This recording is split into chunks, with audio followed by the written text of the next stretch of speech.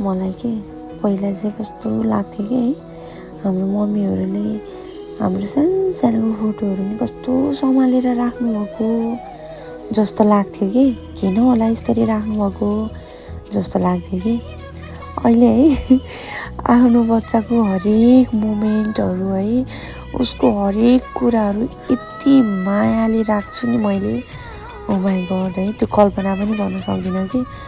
म आमा भइसकेपछि मलाई थाहा भयो एउटा आमालाई आफ्नो सन्तानप्रतिको हरेक चिज यति माया लाग्छ भनेर कि यस्तो कि है उसको हरेक मोमेन्टहरू मैले यस्तो मिस गरिरहेको हुन्छु कि हरेक मोमेन्टहरू क्याप्चर गरेर राखिरहेको हुन्छ है भोलि पर्सि जसरी हामीले हाम्रो सानोको फोटो पिक्चर्स भिडियोहरू देख्दाखेरि हामीलाई कस्तो आनन्द खुसी लाग्छ नि है उसले पनि भोलि पर्सि ठुलो भएपछि आफ्नो हरेक कुराहरू हेरोस् भन्ने जस्तो लाग्छ कि मेरो बाबुले चाहिँ यो चाहिँ बाबुको पास्नेको है ड्राफ्टमा रहेछ अनि आज चाहिँ यसो सेयर गरेको के मेरो पुकुको